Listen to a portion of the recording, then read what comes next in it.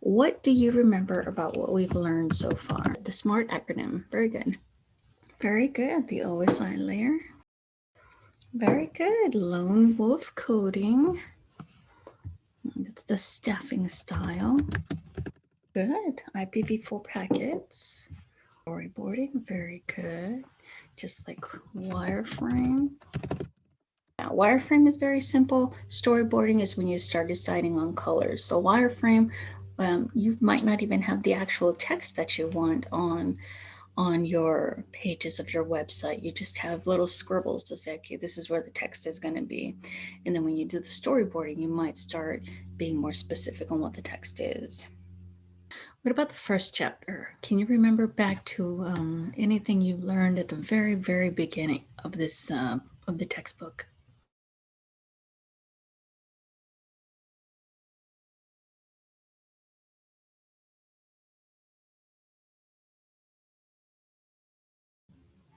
Woohoo, good job. Okay, so yeah, internet, first prototype was created for the military and institutions. Very good.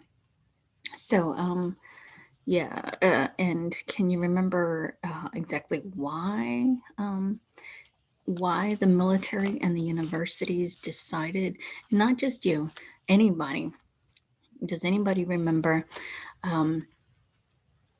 why the military institutions decided to work on this? Good, for faster communication. Anything else? And what exactly was the military experiencing at the time?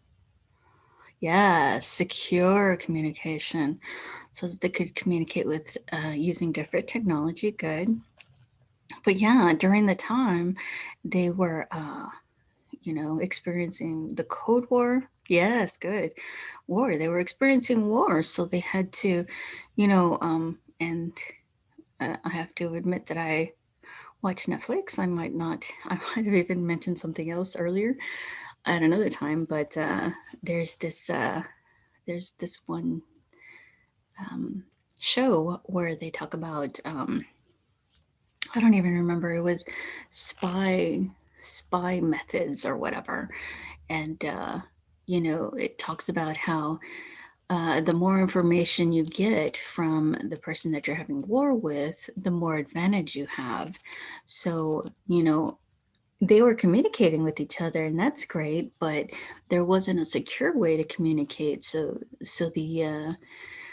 the people that they were in war with, well, they were getting their information. So it's like it's really hard to do anything when the opposing person knows what you're doing. Good. So they wanted a more secure way to communicate. Good. Okay. So does anybody remember the the name of what they based the internet off of? There was something that was already used, but it wasn't exactly the internet yet. It was like the network before the internet. It was like an acronym. Ha! Very good. ARPANET. Very good. Good job. So it was the network that they were already using, but then they kind of used the idea of ARPANET, and then they created the internet. Very good. And that was government and universities. Okay. Okay. And do you remember the protocol that they used when they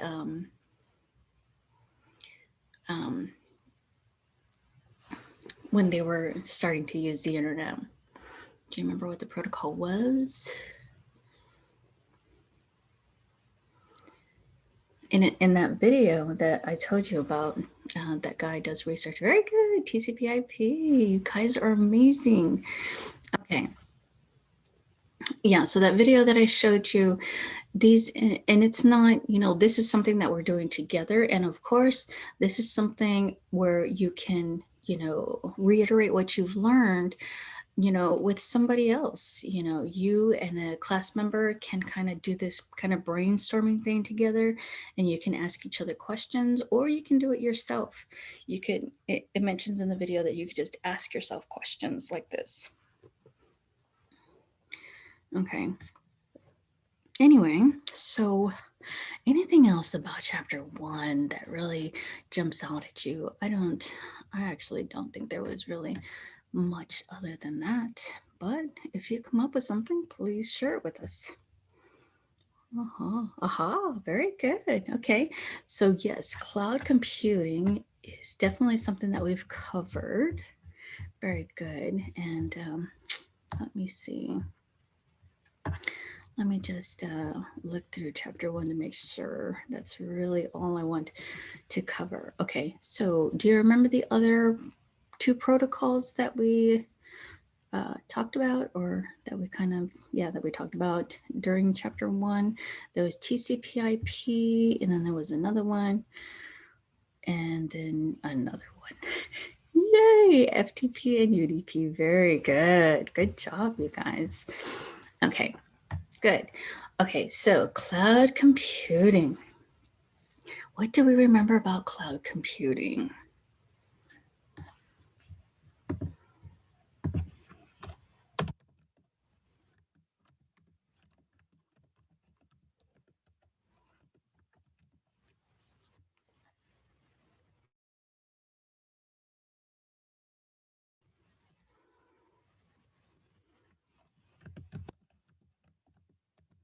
Do you use cloud computing?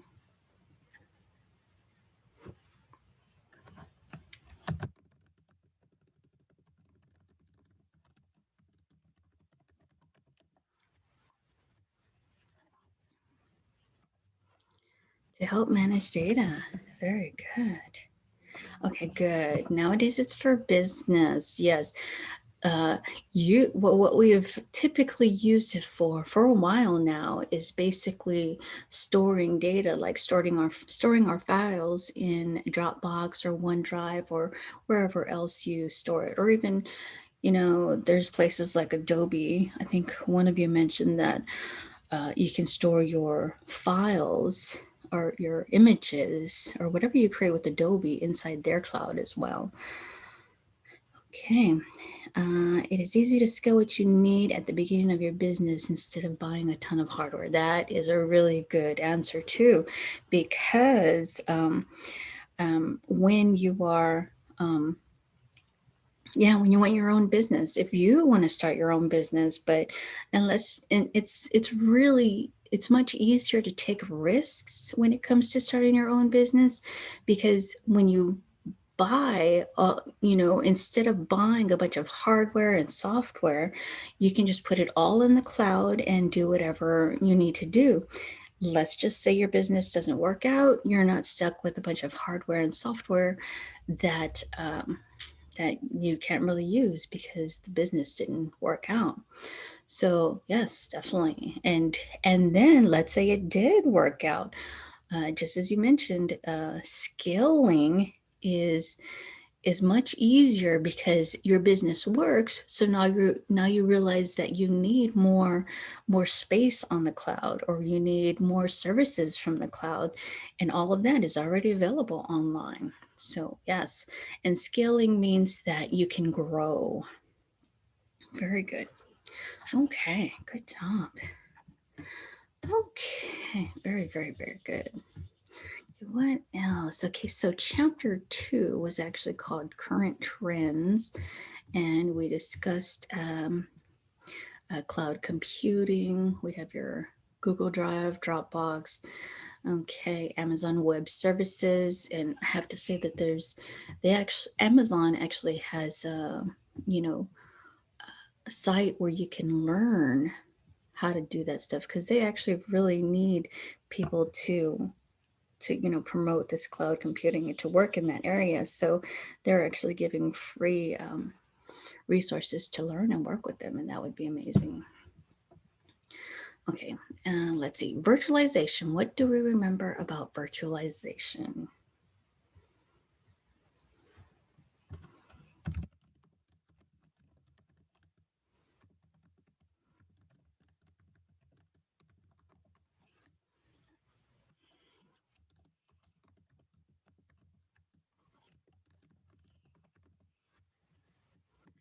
Virtualization, yay. You run multiple systems at the same time. Good job. There's both hardware and software. Yes, very good.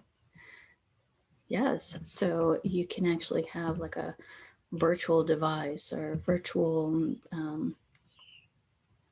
operating system. Very good. Good. Good jobs. Okay. Let's see. Okay, so you can load, you can actually have different methods. You can boot from, you can have it where once you boot your computer, you can choose whatever operating system. And then, of course, you have the option of having a virtualization software on your operating system and then have a an operating system on that. So there's different methods. What is net neutrality?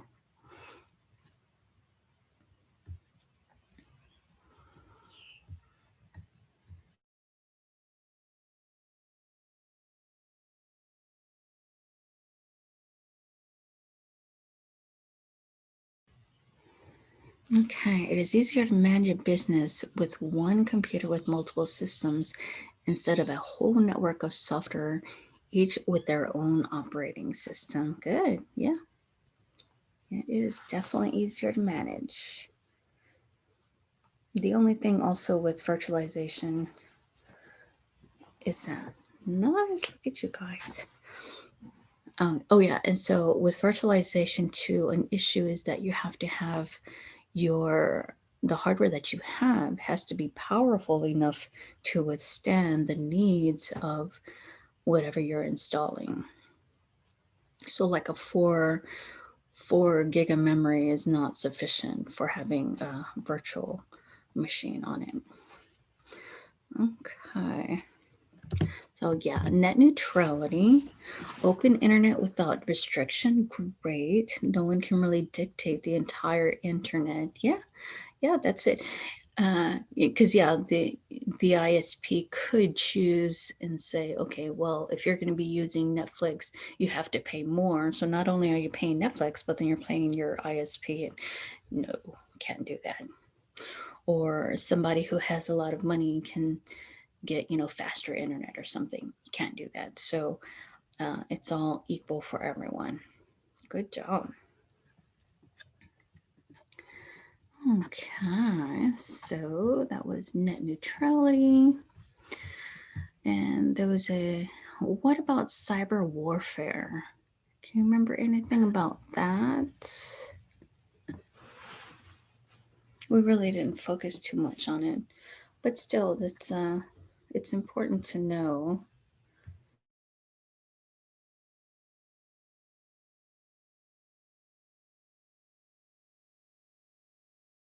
And really, how could you not know? Because since we have so much on the internet, other countries can access our military systems. And I remember we recently had one. Don't remember what other country that accessed our system, but anyway, yeah. And of course, we don't want other countries, you know, doing bad stuff or interfering with our elections. So, very important that we have security. So I think a lot of you are security majors, and that's really great. There's hackers also that was mentioned in that section. And just remember that hackers, they're not all bad. There's white hat hackers and there's black hat hackers and so many different terms. There's crackers. And, some of them, even though they're hacking into a system, they're trying to hack into your system to test your system to see if it could withstand an attack. So you can be, a good hacker or a bad hacker. But many different titles. What about botnets? What do we remember about botnets?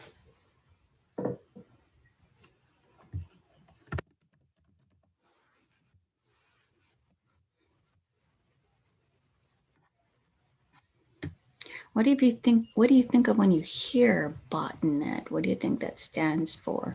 Bot and then net. Very good. Botnets can be used for good and bad. Just like with any new technology, so many times, I wouldn't say all the time, it's created for, good reasons or useful reasons, but eventually somebody finds a way to use it in a malicious way. Oh, right. They can be used for good or bad, good. And a bot gathers information from the internet, good. So you can actually have a search engine that just kind of gathers information from all the websites so that you can, so you could search more efficiently. Okay, a botnet, a network of connected computers over the internet. Very good, yes. And it was created for internet relay chat, which is just chatting, but now you can actually, involve a lot of computers and you can buy them. Good, good, yes. There's so many, you could even, purchase software to hack systems. So before you had to know a lot of technology to hack, but now you can just buy software that would help you hack systems. So that's a really good point there. Okay. Yeah, I forgot what I was going to say. But you guys are doing really, really great. Or you all are doing really great. Okay, what do we think about when we hear Internet of Things? What do they mean by that?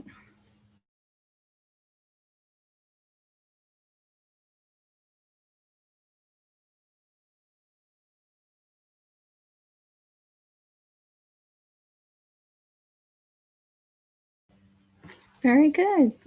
Every device is somehow connected to the internet. Very good. So that means, not only do our computers and, all our devices that we work on, but it would be, yes, any tech that could possibly connect to the internet, like a toaster or fridge. Very good. Okay, anything with an IP address, not just a computer. Good, not just a computer, because we can have that fridge or that toaster connected to the internet. So it'll tell you when you need more bread or when you need more milk. And, we also have, I have I forgot what you call it, but it's the control for my air conditioner and heater. I actually have that connected to the internet, and actually I got it free through CPS because during the hot months they can rotate the energy that's being used, so they actually control a little bit of my temperature, but they hardly ever do it. I really don't even notice. And another benefit to that is that you can control the temperature in your house using your cell phone, which is really great because I don't have to go downstairs to change the temperature. Yeah, that's just lazy, really, but it's good exercise. But anyway, it's really great to have the option. And I also have the Echo Dot where I can control. Oh, well, you also have TVs, smart TVs, where you can have that directly connected to the internet. You have the option to, put the Fire TV stick and all those additional options, or even connect to your DVD player or one of your video games to connect to the internet. But some TVs automatically can connect to the internet. So anyway, lots of stuff there. I don't want to move too much on that. But, oh yeah, and they mentioned cars too. Okay. Oh, and yeah, I should mention that it's also kind of, just like they create technology to improve things, but then, people take advantage of them. So they mentioned cars, but then that also means that, well, if your car is connected to the internet, somebody could, control your car, and that would be really scary. So it could be used for negative things. Maybe somebody ordered too much milk for you. I don't know. Just kidding. Okay. Okay, so RFID. Okay, so RFID, what are RFID tags? What do you remember about them?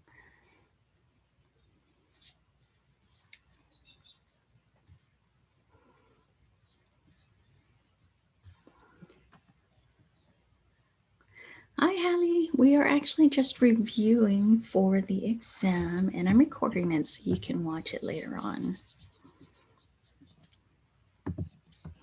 And at this point, we are thinking about what are RFID tags? Stands for radio frequency identification. Okay, things like Apple Pay or Android Pay, good. Haha, yes, tracking tags, good. So you can track, specifically in the textbook, it says that you can track deliveries of things. So that is really good. You scan whatever label and you just know where things are. So yes, very important to remember. Good job. What did the text mean by oh, I can't even say it now. Proliferation of devices. Proliferation of devices. Now, something that I didn't do last time is basic. I don't think I looked up the definition for it. Proliferation. What does that mean? It means rapid increase in numbers. That's what the term means. Or a large number of something. So what would it mean if you said proliferation of devices? A large number of devices.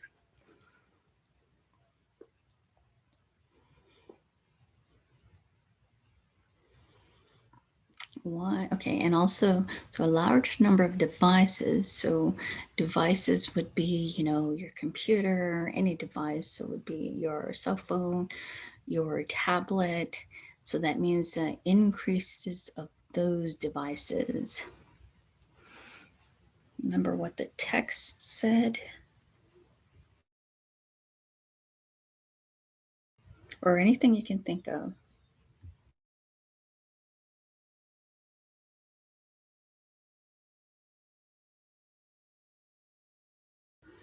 Very good. People have multiple devices today rather than one. Good. Because, and I am a perfect example because and I'm sorry I have to say this, but when I was your age, I only had one computer. There was only one computer in my house. No cell phones, no tablets. I think when I actually had a pager. Anyway, but not very much like a cell phone. So at some point, a time ago, we only had one device per household, but now we have so many devices that we can use and choose depending on wherever we are or whatever we choose to do. So you can use your computer if you're doing homework. Of course, you can do it on your cell phone, but it's just much easier. Or sometimes it's not even possible to do it on your cell phone.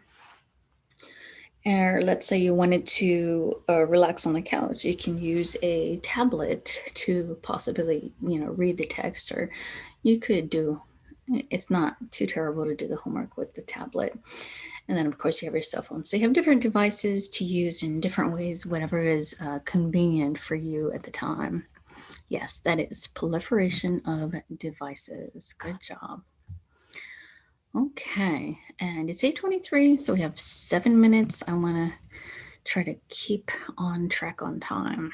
So we'll cover a little bit about with chapter 3, which is web servers. What do we remember about web servers?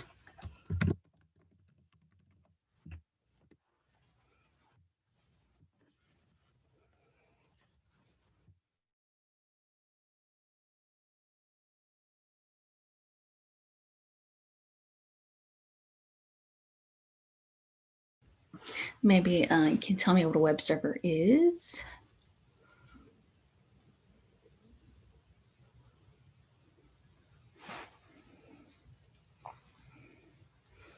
Okay, well, a web server, and actually, I don't think I mentioned this before, like during the lecture, but when you think about, okay, good, they can be web pages. Okay, well, you need a server to have web pages. Very good. Okay, and one thing is that, well, what are the three essential items or the basic items that you need to have a web server? And I want to point out that anybody can have a web server. The computer that you're using now, maybe not your cell phone or tablet, but if you're using a computer or even a laptop now, laptops I wouldn't recommend because servers are usually on all the time. So typically something like a desktop computer can be used as a server. You just really need to add something to it. So what would you say that just two basic things that you have just to have a computer? What are the two basic things? Just a computer in general. Can you think of what that might be?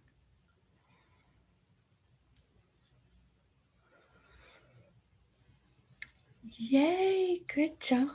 Yes, a hardware and an operating system. So the hardware would be the actual desktop. Remember, hardware is the stuff you can touch, the physical part. And then the operating system would be the software. So those are the two basic items. You have that already on your computer or laptop that you have now. The only thing in addition you would need to make it into a server would be what?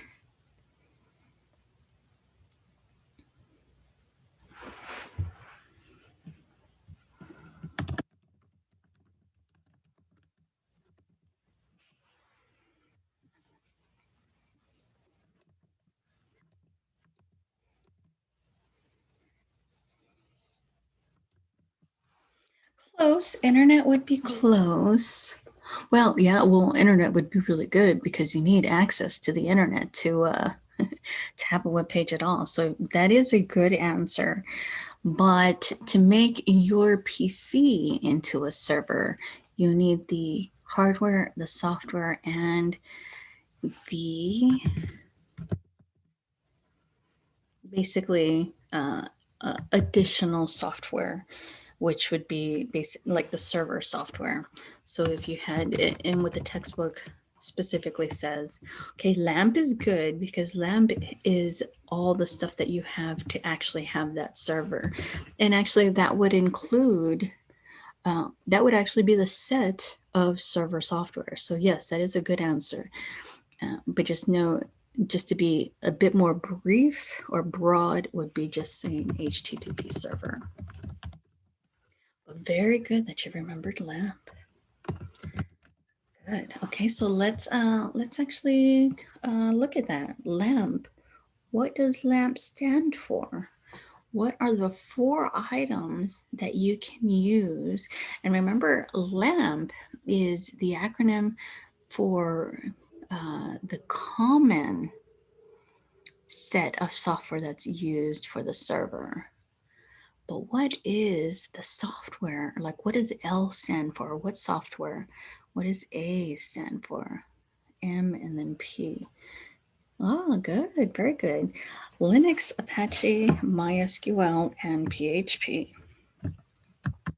Good job. And it's really popular because they're all free. Yay. Love free stuff.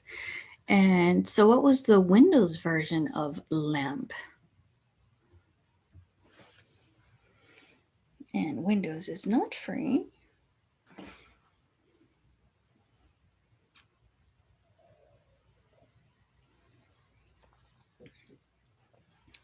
And basically, and Windows, Linux is an operating system. No, not FOSS, but good Good guess. Or good option. Oh, okay. So Linux is an operating system. So the LAMP or the Windows version of LAMP would just be WAMP, WAMP. Windows, Apache, MySQL, and PHP. Good, good. Very good. Good job. Let's see. Okay, so we got hardware, software. We have the HTTP server, which would specifically be Apache. Okay, and one thing that we discussed in the chapter is configuration files. Why do we have configuration files?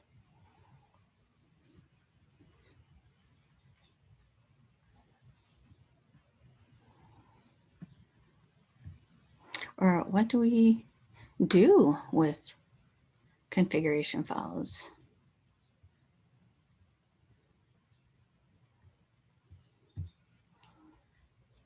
I had some really great answers because the question in the quiz was, have you ever edited configuration files? And some of you have actually edited configuration files because of video games.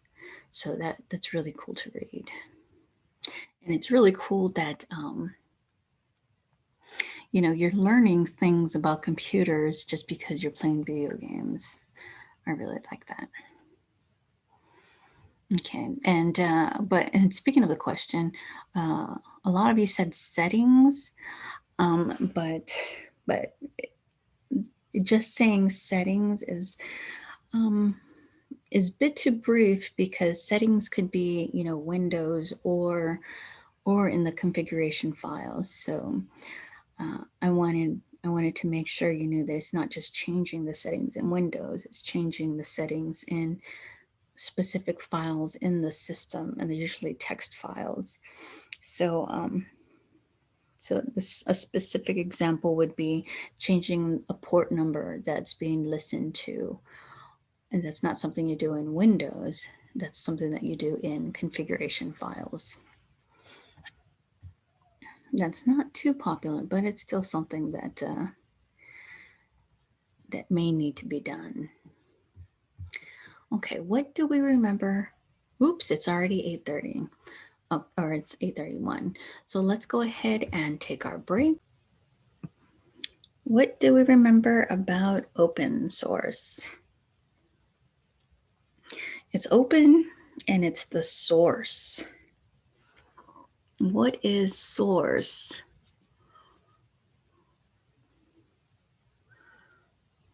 The source is open. And you might not, I'm not sure if you all took programming language.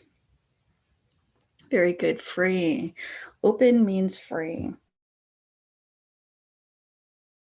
Well, open source means that it's free. And even more means that, yes, anyone can create different versions of it for free. Very good. Because basically, not only is the software free, but also the source is available for you to edit and, yes, make different versions if you like. So yeah, that's very good. It's free and the source is available for anyone. Really good stuff. And you know, that helps for improving, you know, technology. We have to work together to get things done instead of just having something that's proprietary like Windows or even the Apple iOS. Neither of them are open, so we just have to pay for what for using it. Fortunately, well, I'm not sure about, I think I don't know if you all are familiar with Mac operating systems, but seems to me that it might be free, not like Windows where you have to pay for, you know, Windows Vista, Windows 8, 8.1, 10, or well, I know that from 8 to 8.1 was free, but typically Windows, when you upgrade, you have to purchase software. But I think that the Apple might be free, but I'm not sure about that. I'm not that familiar with Macs as much as I should be, I feel. But I know that I have an iPhone, so you don't have to, well, no phones charge for updating their software, so that's a good thing. Anyway, so let's go back to the chapter. What do we remember about FTP? What do you think of when you hear FTP?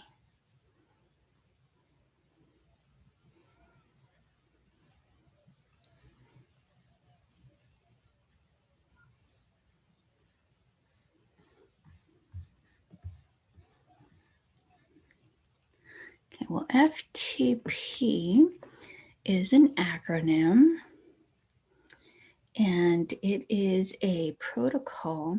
And it's interesting how I feel like it's a good idea to remember what these acronyms mean, because it kind of tells you what they do. So very good. I'm not sure if you meant to send that to me privately, but yes, FTP is File Transfer Protocol. Good, good. So File Transfer Protocol, well, it is basically what the acronym stands for, File Transfer Protocol. Remember protocol? Or what do you remember about protocols just by itself? What are protocols?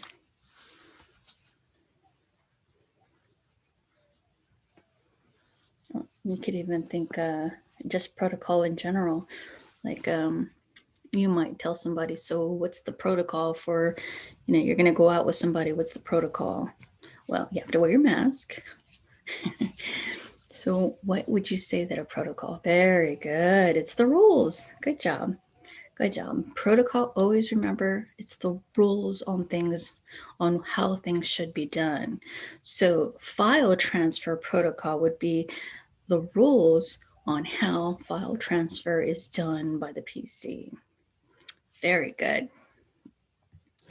Good, good, good. And we really don't see that so much anymore than we used to. We basically just transfer files using the browser, but you really don't realize that you are using the file transfer protocol to transfer those files, even though you're using the HTTP protocol, which is the web page browser protocol. Okay, what about IP addresses? What do we remember about that? Earlier, somebody mentioned that they remember that IPv4 address is good. So what else can we remember about IP addresses?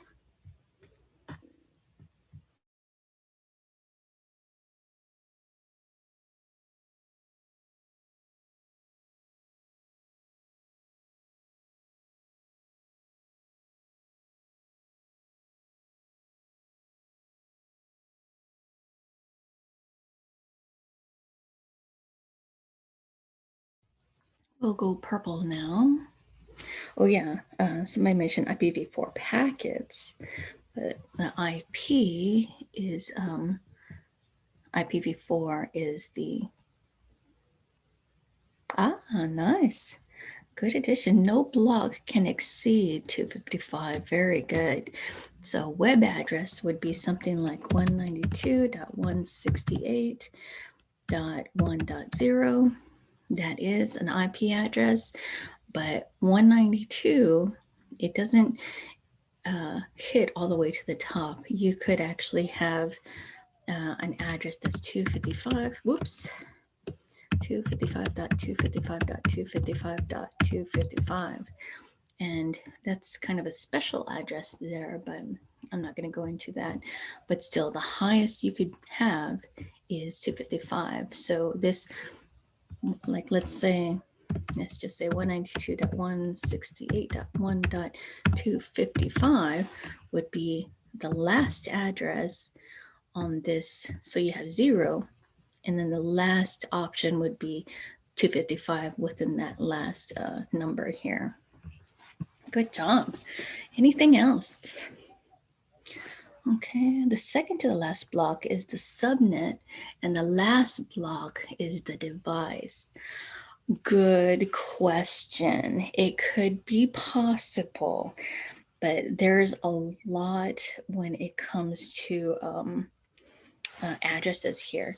And it's very good that you remember subnet, because subnets are, you get a network and then you divide all your addresses into different subnets for different reasons. Like if you have or like the college has a range of addresses for students or the PCs in the lab. Then there's a range of addresses for the faculty and for HR and for all the different areas of the company. So there's subnets of the network that they have. Well, that is a good question, because you can have many different subnets. So the question in the chat would be, is this one here? Let me actually do a little line. The question is this third section here, or block, is that the subnet, and is this the address that's assigned? And that is a really good question, because that would be the case, and that would be correct if it was a /24 network. But let's say that it was a /16 network, then you're only the subnets would be a smaller range. So it would just be the 192.168, and then this and this can be assigned to the different addresses in your network. So it really just depends on what this slash part means. But that was a really good question, Daniel. And you don't really need to focus on that right now, or at least not in this class. Okay, so what else do you think when you hear IP addresses? We mentioned IPv4 earlier. So what's the other one? There's another one, not just IPv4. What is the other one?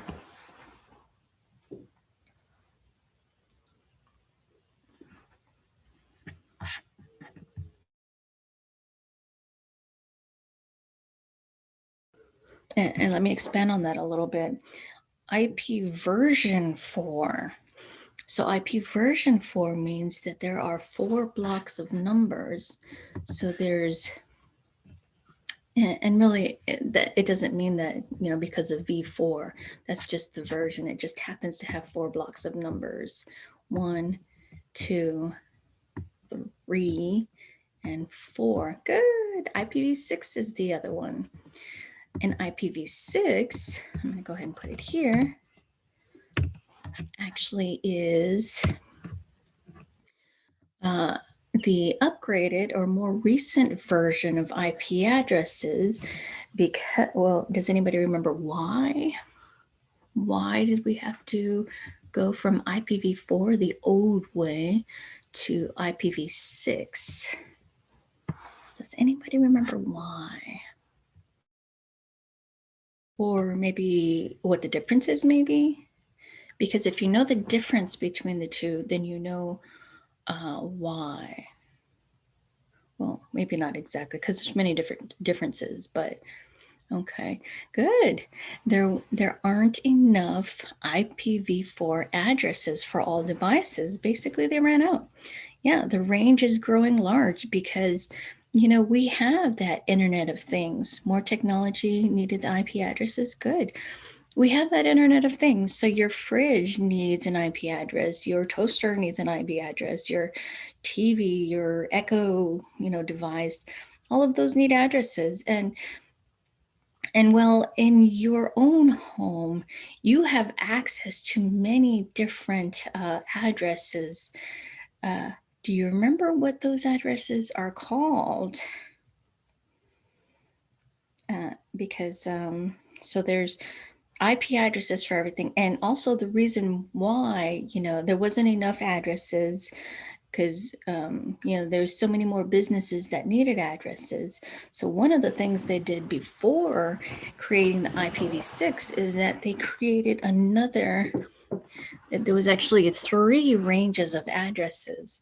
So basically, companies can internally have more addresses. Do you remember what they were called? They were called private addresses.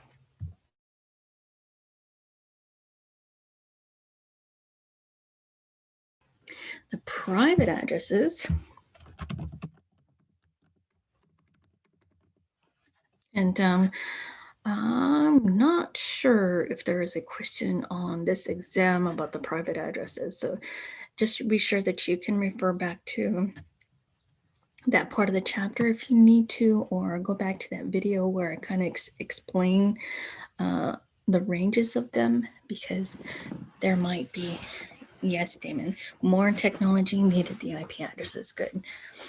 Okay, so yeah, just be sure to go back, because I'm not sure, just like there was a question in quiz 2, which one is or maybe I don't even remember, but just be sure that you know the different ranges.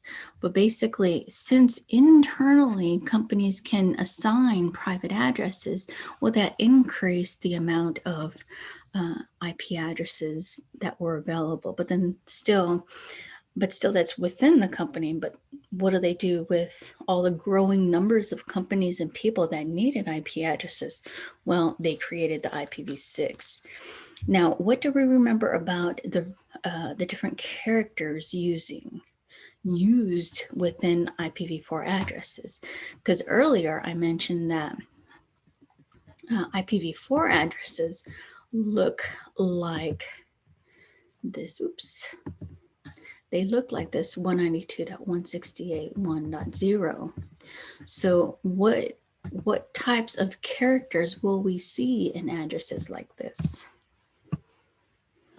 Is it the alphabet? Is it numbers? Is it special characters like the pound sign, the dollar sign? What is the range that we would see in IPv4 addresses? Or you could even say what it's called, because there's different types of numbering systems.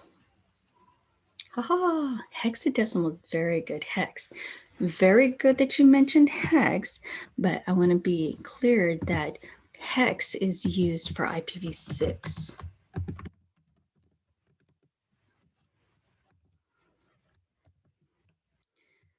And let's see if it turns out purple. Good. IPv6 is hexadecimal.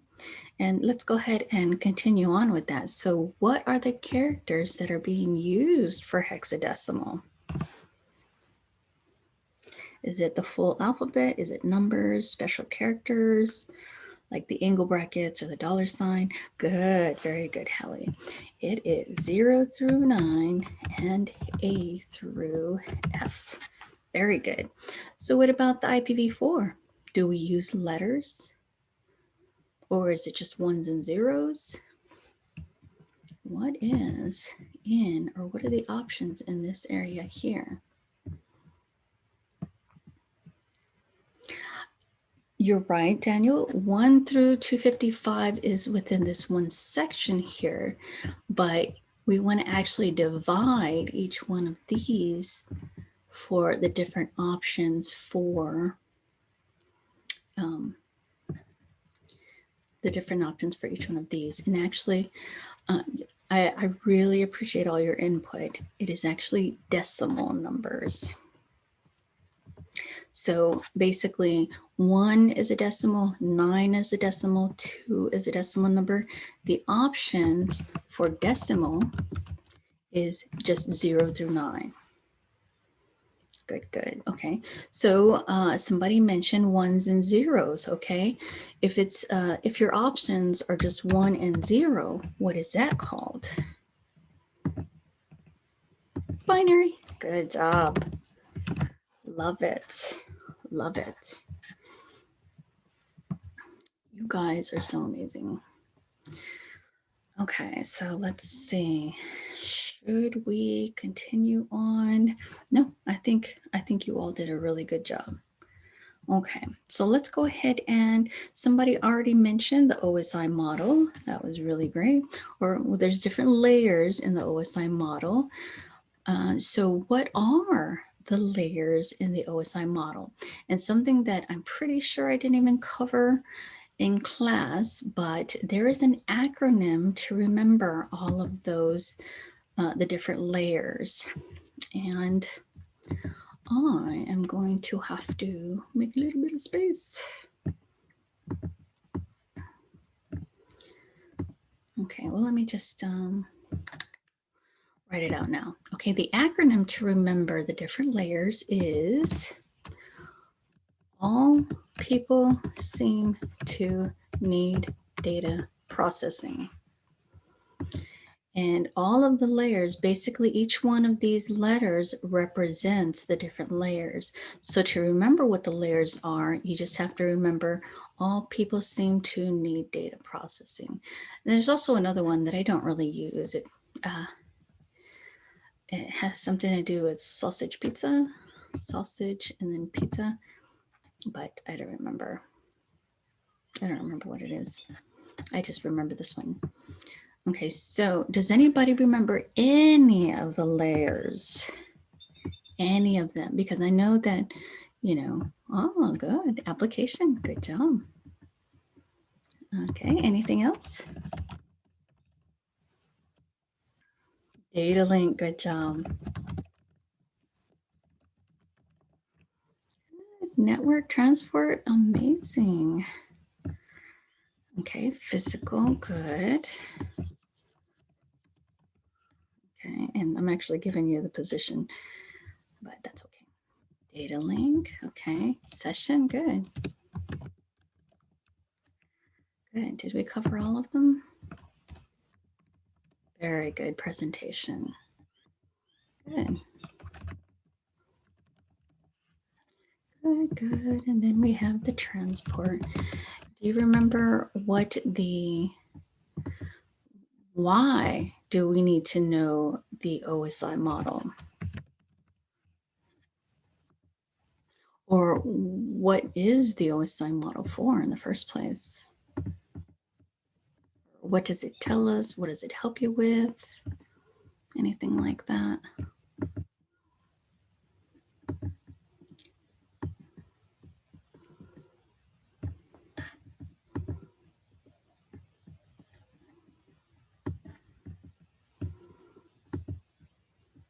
What happens in the OSI model?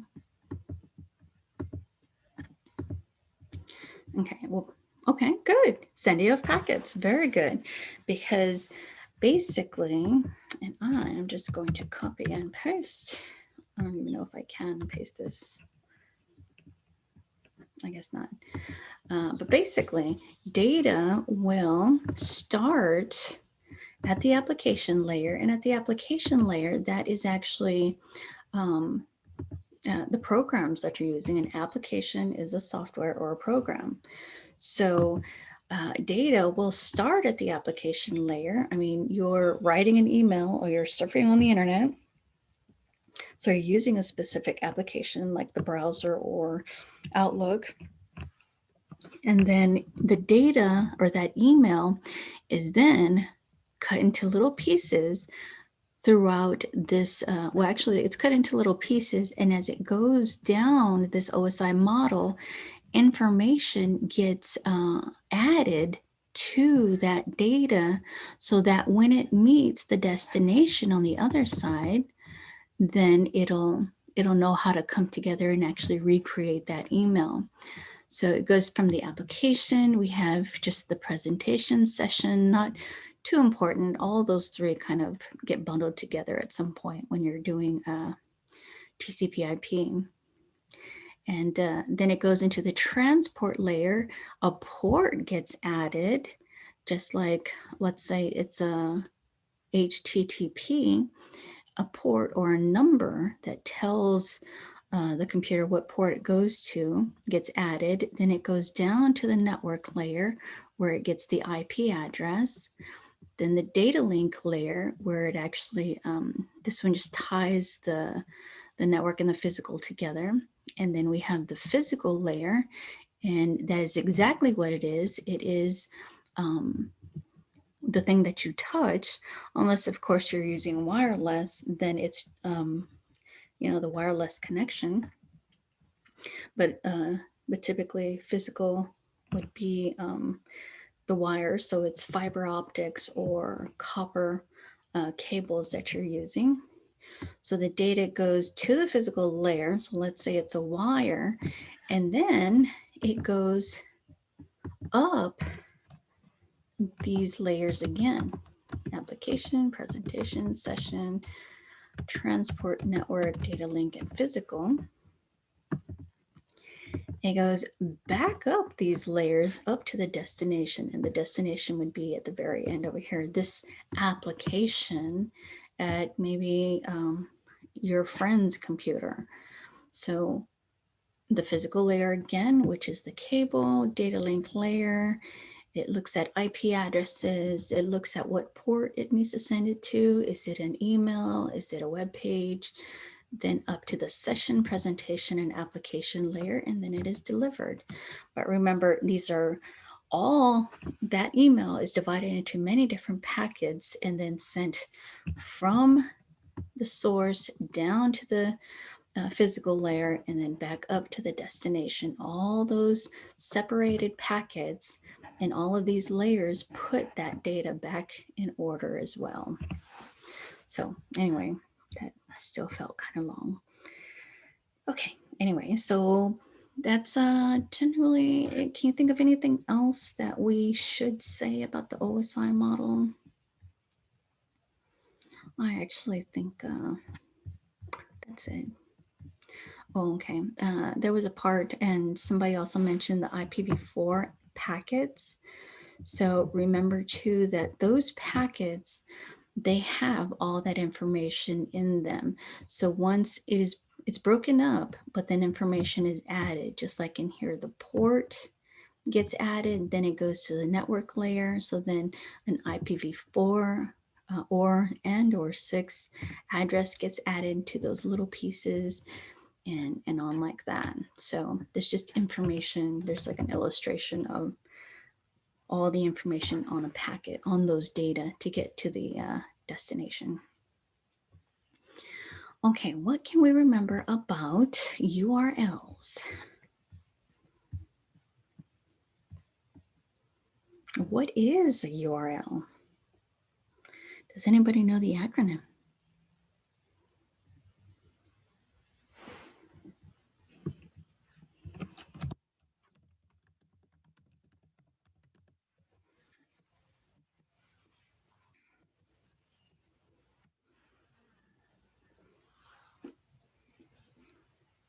Okay, the acronym, and it's probably not that important. Very good, Holly. It's a Uniform Resource Locator. Very good. And basically, if you refer to URLs, it is really just the web address that you are accessing. So you could have Facebook, you could have google.com. That's the URL. That is the address. So you can use it either way. What do you remember about, like, so we have these, let me go ahead and change the color. And I don't know which color to use. Okay. So we have IP addresses like this here, but then we have URLs. So why do we have URLs when we have addresses? Or do you know like a difference? There's different addresses. Why, when you go to facebook.com, are you not going to 192.168 or whatever the address is? Okay, Hallie says so that we don't have to type the address. Very good. We don't have to remember or type it, right? Because, very good, very good. We don't have to remember the IP address because we have facebook.com or whatever address or whatever websites you go to, google.com, because it's very hard for humans to remember exact addresses. So that's why they have, at least within the section of URL, it mentions how the numeric address is being translated into and from a word address, just because it's hard to remember the exact IP address for everything. And even still, sometimes, you know, your bank, is it bankofamerica.com or is it BOA.com? You know, even then it's kind of hard to remember.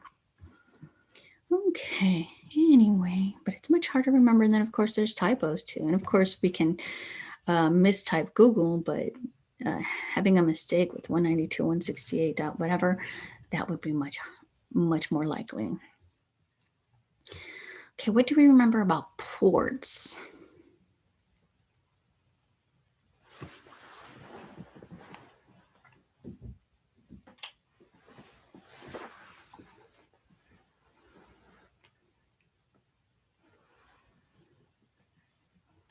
Okay, domain name system, very good. It's very similar. Domain name system is basically where you get the domain. So it's similar, but when it comes to URLs, but not exactly.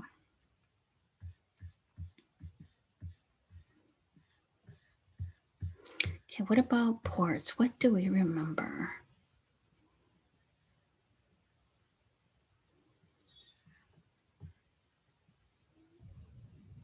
Okay, so yeah, ports can be used to listen. Good job. Yeah, you remember that from the things that we can do from the configuration files.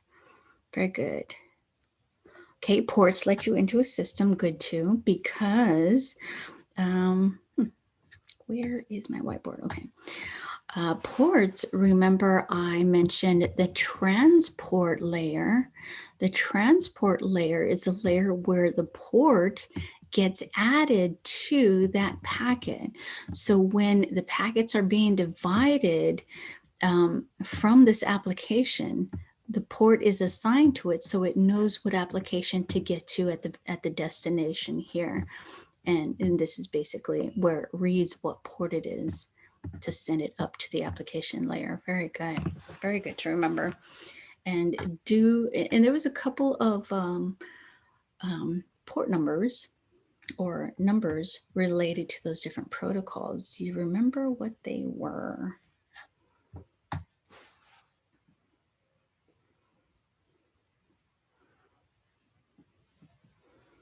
Do you remember like any of the protocols or any of the, well, it was only 2 that they mentioned.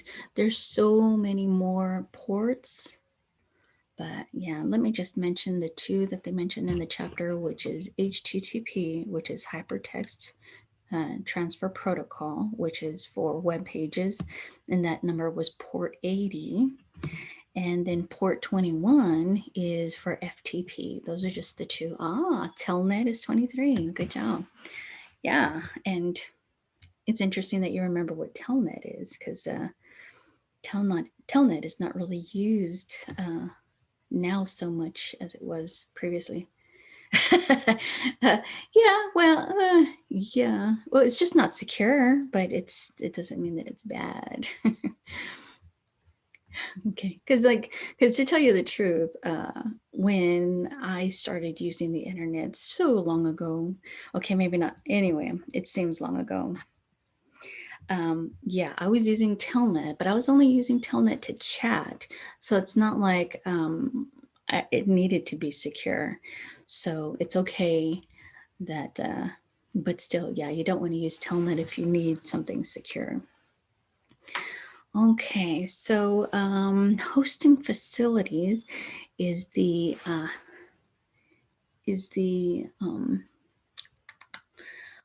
next section in the textbook. Do we remember anything about hosting facilities, or what are hosting facilities?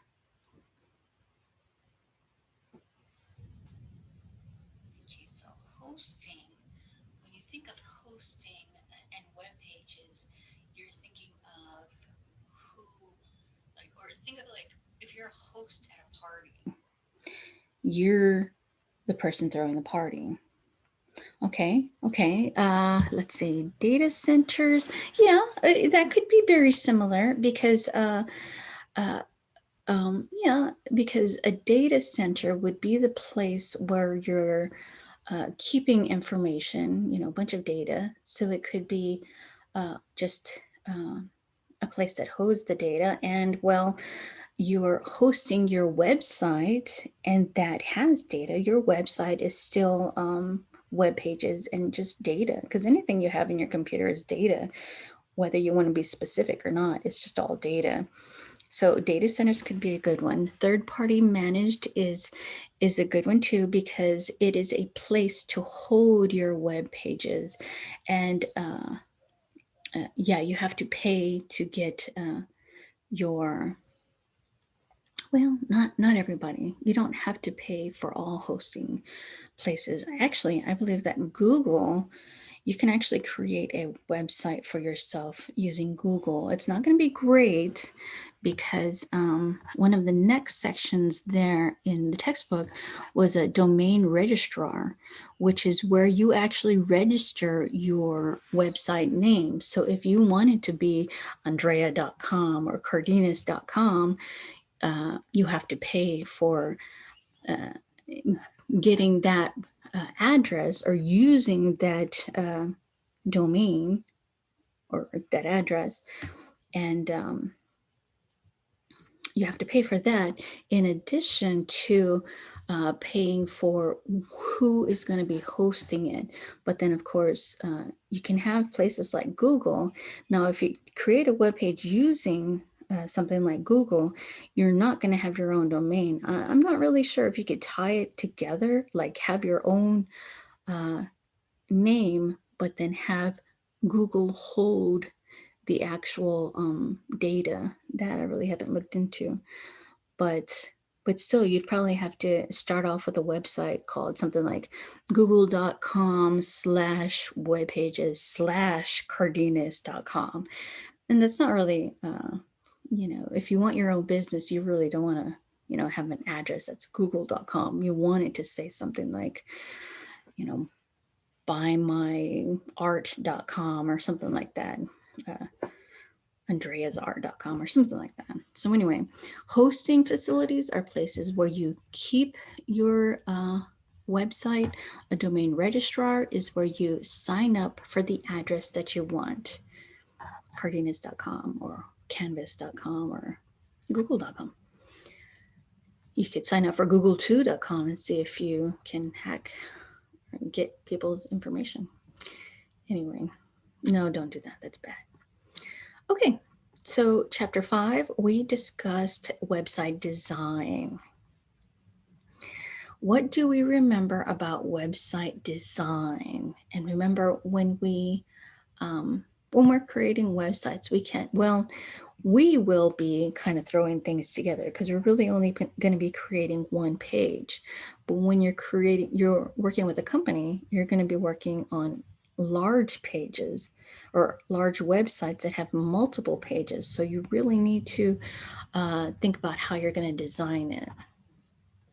So what do you think about it? I know a few of you mentioned some of the things that we covered in the chapter, and you can go ahead and mention that again. What? Good. Okay, good.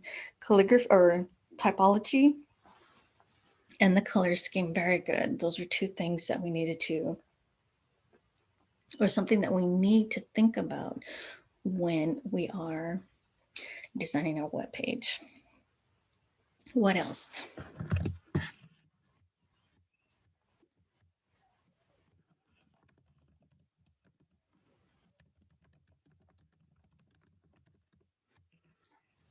Okay. Oh, yeah. We really didn't even mention that in the chapter, I don't think, but that is really good. You need to think about your audience too, because when you're creating a website and maybe you're creating it for kids, you do want to have lots of colors. Or if it's a professional one, you don't want a lot of colors. So that is definitely something that's important. What else?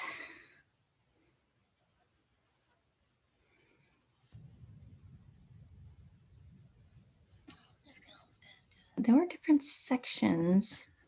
Okay, pseudocode, good, good. Because very good that you mentioned that again. Pseudocode, when you are creating advanced web pages where maybe you're accessing a database, you need a programming language or a scripting language, or specifically JavaScript, to access the code. So that is definitely something that you need to set us or organize before you actually do it. In any program whatsoever, you need to organize it before you do it. And of course, you could kind of throw things together, but then, I don't know, I feel like you're kind of stressing yourself out because you're not really thinking about it. You're just like, you throw it together, but now you just don't know why it doesn't work. So pseudocode is very important. Okay, let's, okay, so there was a planning cycle section. So let's see. Above the phone, good. Okay, that's another thing too. And well, let's kind of go back into what you mentioned. Okay, so what is typography?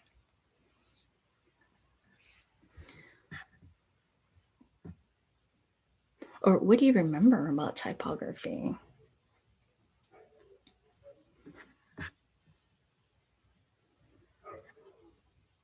Good, the study of font, how fonts can express emotion. Very good, very good. If you want to be professional, you need to have a professional font. You can't use something like Comic Sans.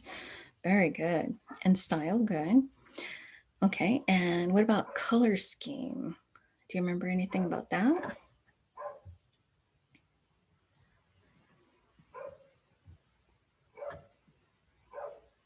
And one thing that I don't even think the textbook mentions at this time is color scheme.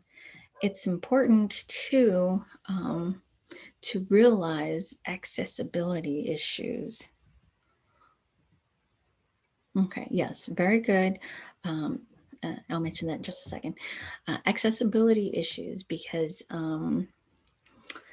maybe not so much accessibility, but just know things about colors that, you know, red on green is like the worst colors to work with, so, or to put together. So that's something that you just need to be aware of. And you know, there's other things like when it comes to color scheme, you just need to be aware of, you know, there's people with color blindness. So just be aware of, you know, issues like that. So you could access some websites that are available in the chapter that actually tells you what colors work well together. Good, good. And another thing too to remember about colors is that you can drive the user away if it's unpleasant. And people will definitely drive me away. If a site looks like it's not professional, it makes me think that they're just trying to get my information or try to hack my system or even give me a virus just because I loaded their image. So I'm out of there. I'm not going to stay. So that's really good to remember. Okay, one of the things one of you mentioned earlier is the SMART acronym. And remember, when you're creating or even designing a website, you want to make sure that the information you get from your employer, or, you know, if you have your own business creating web pages, you know, your client, you need to make sure that you get information from them that meets certain criteria, like from that SMART acronym. So does anybody remember what the SMART acronym stands for, or what each of those letters stand for? Yay, specific. Good job. Okay, any other one?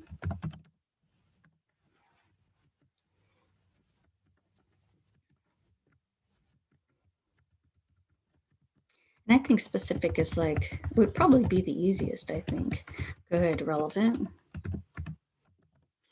Because you want specific information from your timely, your client, because if they're not specific about what they want, how can you create anything for them?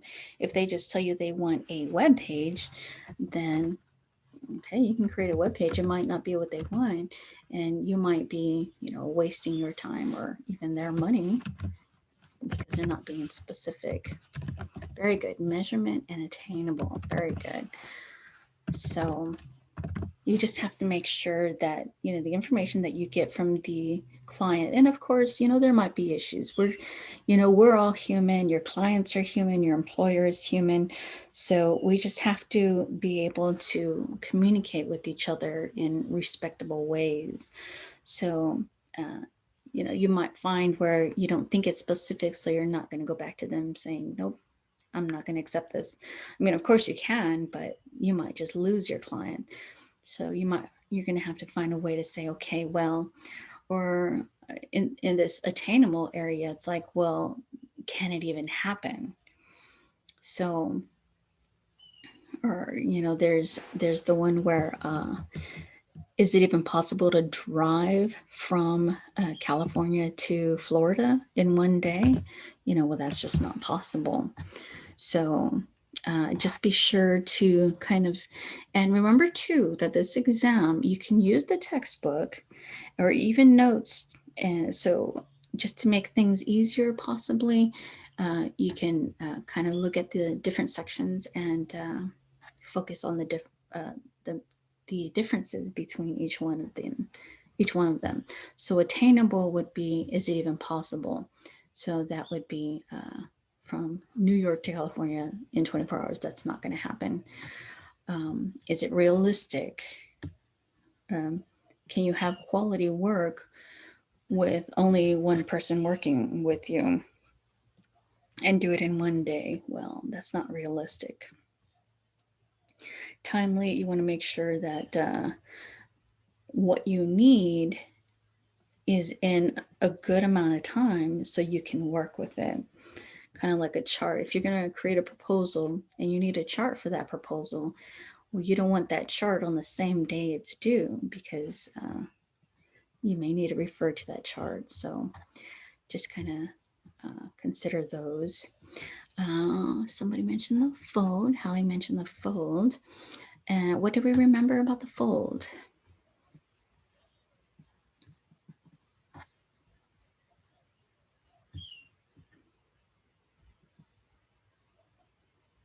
Okay, very good. It grabs attention. So it was referring to newspapers, how at the very above the fold is where they put information that to grab the attention of people.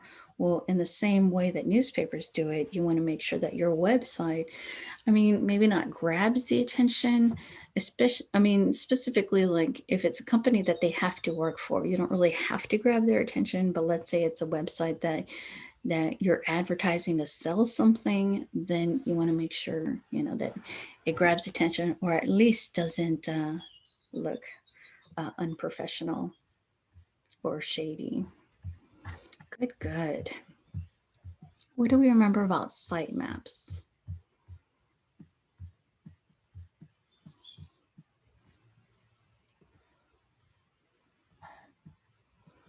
Okay, we are actually running out of time, so I may have to just kind of zoom through the rest.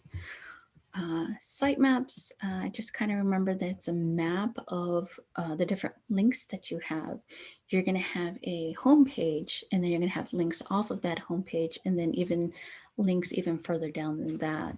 So you're going to have to map out all of your links in your web pages. And of course, you do that physically. And in the textbook, there's that image of that guy with Post-it notes on a table. He's organizing his web page. So you definitely have to organize. That's part of the planning process. But also know that there's a digital sitemap that you can create using XML. And the tags look very similar to HTML, but they're user defined. So or most of them are user defined. So you can create whatever tags you want using using the sitemap or using XML for the sitemap, or just XML in general. Okay, we already talked about wireframes and storyboarding. Wireframes are general, storyboarding is specific. Okay, and chapter 6 is about development. Does anybody remember the different staffing styles? One of them was mentioned at the very beginning of today. You want to bring that up again, or can you remember any of the other staffing styles? I remember staffing is staff, or the people that you work with, or how many people. Actually, the chapter specifies how many people are working together on a project.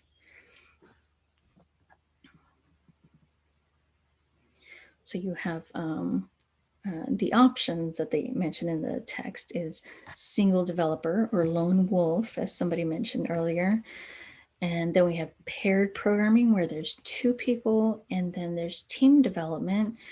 And, you know, there was benefits and disadvantages for each of them. If you like to work on your own and you want to choose your own code, that's great. You can work on your own, but you don't have the advantage of working with other people that may know something that you're not aware of. And again, we just need to work together. So working with other people, you might have disagreements, or you might not like somebody, but we need to get along. We need to work together. And at that point, I mentioned you get hired for your knowledge, but you get fired because of your attitude. Do you remember the project management methods? The different ones where the method where you have to work fast, you're submitting work often because you really don't have instructions that are specific or that just don't meet that SMART acronym. Do you remember what the fast one was? And then there was the more organized one.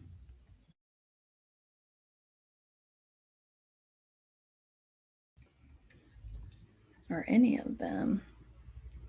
There was Agile, which is the fast one. There was Scrum, which was the in-between. And then Waterfall, which is the 5-stage approach where you figure out the requirements. And the second one is you design it, you make that plan. That's where you do the pseudocode. Implementation is where you do the actual programming. Verification is where you do testing and debugging. And then the last is where you have to maintain. You create a website, but it's not always, it typically is 99% of the time it changes. So you have to have, you have to maintain it.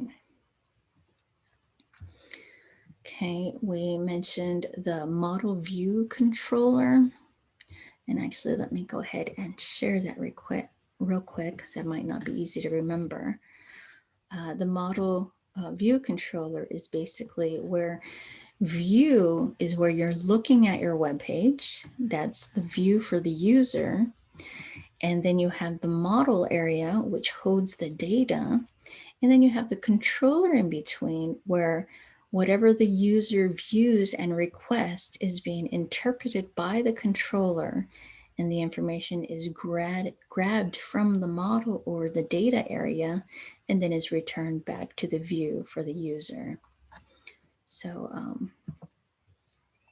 be sure to refer back to that just to make sure you know it before the test.